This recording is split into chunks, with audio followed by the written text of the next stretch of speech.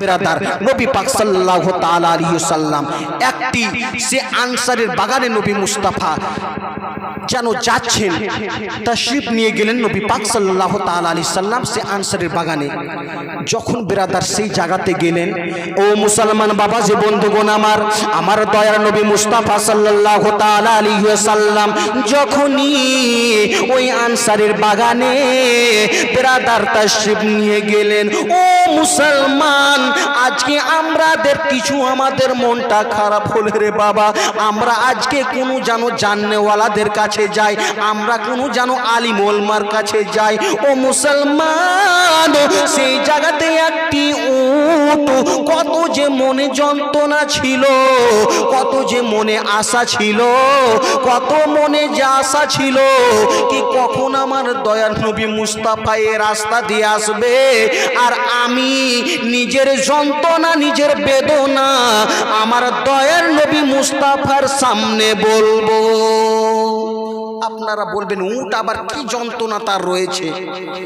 ও মুসলমান বাবা যে বন্ধুগণ আমার দয়ার নবী মুস্তাফা সাল্লাল্লাহু তাআলা আলাইহি ওয়াসাল্লাম যখন বেরাদার আনসারের বাগানে তাশরিফ নিয়ে গেলেন রে বাবা, সেই জায়গাতে উট নিজের যন্ত্রণা নিয়ে নিজের যেন বেদনা নিয়ে নিজের ভাষাতে বলতে লাগলো। নবী মুস্তাফা যখনই গিয়েছেন সেই উট যেন যে আমার নবী মুস্তাফার সামনে চলে গেল, যাওয়ার পরে বলতে লাগলো, ইয়া রাসূলুল্লাহ, ইয়া হাবিবাল্লাহ, নবী গো, আমি আপনার আশাতে এই বাগানে এসেছি, আপনার আশাতে আমি এই বাগানে রয়েছি এসেছি। ও ব্রাদার বাবাজি বন্ধুগণ যখন সে উটকে আমার নবী মুস্তাফা বললেন, ও তোমরা শুনো শুনো কি তোমার হয়েছে। নবী মুস্তাফা বললেন, তোমার কি মনের আশা রয়েছে, কি মনে তোমার যন্ত্রণা রয়েছে, তুমি আমাকে বলো। সে উট বেরাদার চোখের পানি ঝরতে লাগলো, উটের চোখ দিয়ে অশ্রু ঝরতে লাগলো, ঝরার পরে বলতে লাগলো, চোখে অশ্রু নিয়ে চোখ দিয়ে পানি ফেলতে ফেলতে বলতেছে, ইয়া রাসূলুল্লাহ, ইয়া হাবিবাল্লাহ, নবী গো, আমার যে আজকে মালিক রয়েছে, যখনই আমি ওই জায়গায় যাই আমাকে যন্ত্রণা দেয়, আমাকে আঘাত দেয়, আমি যখন খাওয়ার জন্য মুখ দিয়ে আওয়াজ করি সে আমার মালিক আমাকে এত যন্ত্রণা দেয়, এত যন্ত্রণা দেয়, আমাকে খাওয়ার দেয় না, আমাকে অনেক যেন কষ্টদায়ক যেন জিনিস দিয়ে কাম করায়। ইয়া রাসূলুল্লাহ, ইয়া হাবিবাল্লাহ, আমি কাকে বলবো নিজের যন্ত্রণার কথা, কে আমার সমস্যার সমাধান করবে, কেউ আমার কথা বুঝতে পারে না। ইয়া রাসূলুল্লাহ, আমি আপনার কাছে এসেছি। নবী মুস্তাফা বললেন কি তোমার মালিককে। যখন বেরাদারে কথা চলতেছিল সেই জায়গাতে তার মালিক তাড়াতাড়ি করে চলে আসলো, আসার পরে বলতে লাগলো, ইয়া রাসূলুল্লাহ, ইয়া হাবিবাল্লাহ, নবী গো, আমার উট আজকে পাগল হয়ে গিয়েছে, আমার উট আজকে দিওয়ানা হয়ে গিয়েছে। ইয়া রাসূলুল্লাহ, আজকে দিন থেকে আমার উট যেন ছুটাছুটি করতেছে, আমার উট যেন বেরেন ঠিক নাই, আমার উটের মাথা যেন ঠিক নাই, সেই উট আমার আজকে পাগল হয়ে গিয়েছে।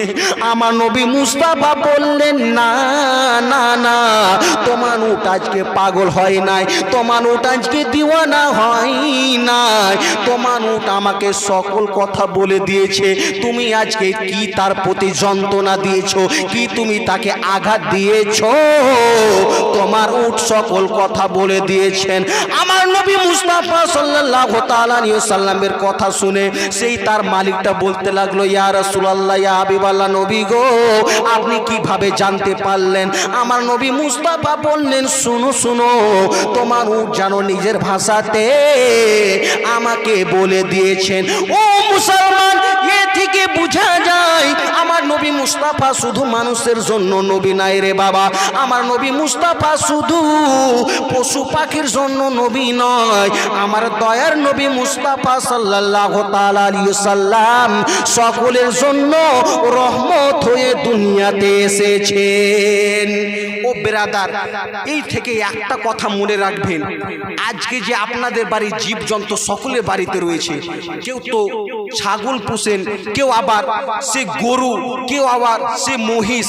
যখন দেখবেন ব্রাদার মহিষের সে ধান বহন করে তাকে নিয়ে যায়, তাকে চাবুকের বাড়ি চাবুকের বাড়ি চাবুক যেন মারতে থাকে। ও মুসলমান, ওই একটি জীব রয়েছে, যখন সেই কিয়ামতের ময়দানে ব্রাদার সেই জীব বলতে লাগবে, ইয়া রাসূলুল্লাহ, ইয়া হাবিবাল্লাহ, আমাকে প্রচুর কষ্ট দিয়েছে এই আমার মালিক, আমাকে অনেক যন্ত্রণা দিয়েছেন আমার আল্লাহ তাআলা। সেই দিন আপনার যেন হিসাব নিয়ে নেবেন। আজকে হাত থেকে যদি গুনাহ করেন, এই হাত আপনার সাক্ষী দেবে। ও মুসলমান, পা দিয়ে যদি গুনাহ করেন, পা আপনার আমার আল্লাহ তাআলা দরবারে যেন সাক্ষী দিবেন। ও মুসলমান বাবাজি বন্ধুগণ আমার, এ থেকে বোঝা যাচ্ছে ব্রাদার, দুনিয়াতে আমাদেরকে যেন সতর্ক হয়ে চলতে হবে। দুনিয়াতে আমাদেরকে সুন্দরভাবে চলতে হবে। আমার দয়ার নবী মুস্তাফা সাল্লাল্লাহু তাআলা আলাইহি সাল্লামের জীবনী শুনে নিজের জীবনটা